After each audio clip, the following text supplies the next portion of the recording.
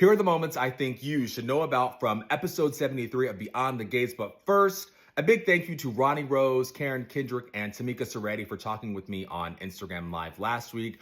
Those IG Lives are posted on my page. A lot of great things were said. I got to break some big news. The nastiest reader in Fairmont Crest, Anastasia, is coming back. My first divorce was a mess, so I know exactly what you're going through. We betrayed gals have to stick together, don't we? You too, Dani. Between Ted and Bill, you Dupree women really know how to pick 'em. Tamika will be filming with the BTG crew in July, so I guess look for her scenes sometimes in the fall. You know how all that works out. And tomorrow, I'm going to be talking with Mike Manning, who plays our beloved Smitty. I'm excited about that, and I'll post more details after I get done with this video. So, episode 73. I think the biggest thing that happened was we finally get some insight. Not really insight, but the storyline with Martin is moving along. The guy who has been the mysterious man who has been tailing him, played by Jason Vendries, whispers in his ear something to the effect of, "Let's see what color your money is." And that's what he's been hearing in all these flashbacks. So I'm excited to see today the confrontation they have in the country club, and if we get any insight on how this guy named Kenny plays into the secret that Martin is hiding. Also, I guess it's just me. I'm a prude. Andre waltzes into the guest house and is like, "Hey, girl, Dani, what's up?" And it is Chelsea and Kat in there, and they're taken aback because they're just like, how the frick did you get in here? What are you doing here? But they soon realize, oh, he's here to see Dani, obviously. And then they just laugh it off. Like, I don't know. If that, y'all know how I feel about that.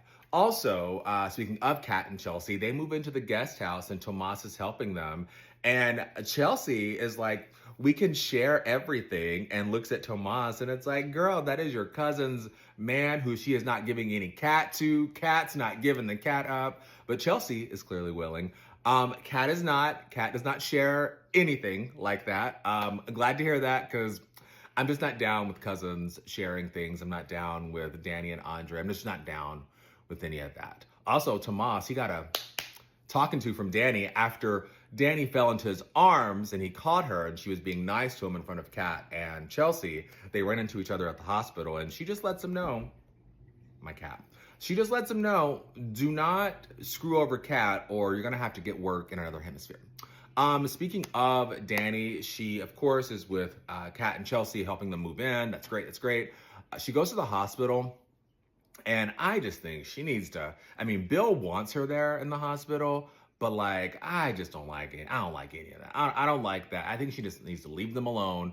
I really don't care about the Bill and Haley storyline, but I cannot believe that an adult man, the age of Bill, who's presumably in his 40s, early 50s, is acting like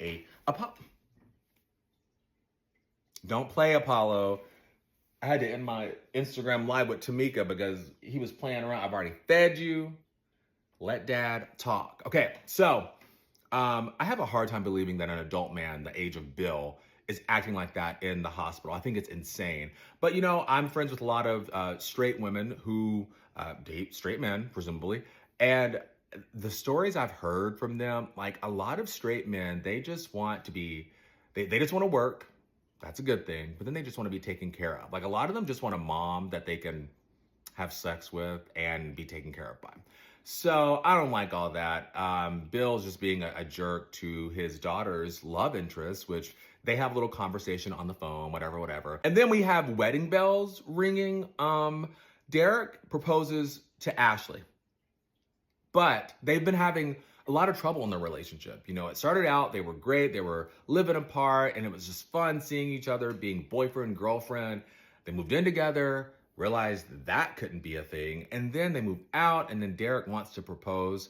I just don't know where this is going, and I think the storyline really does play out in real life because so many people, especially straight, cisgender, heterosexual people, they feel forced into getting married. Where I grew up, so many people were married by the time they were 20, 21, having kids. I graduated with people who now have teenagers that are about to graduate, because that's just what you did in small town USA. But that's what you do in a lot of places, whether that's based on religious factors, the culture in your family. So I think they're just rushing this relationship because Ashley spent a whole episode thinking that Derek was going to break up with her, and she was speaking to Andre, which they're still flirting and canoodling around. I just don't know where this is going to go. But I think it is very representative of what so many couples go through, who feel like they have to get married and before they move in with each other and have kids. And I think it's just like a good representation of society pressuring people to do something that they really don't want to do.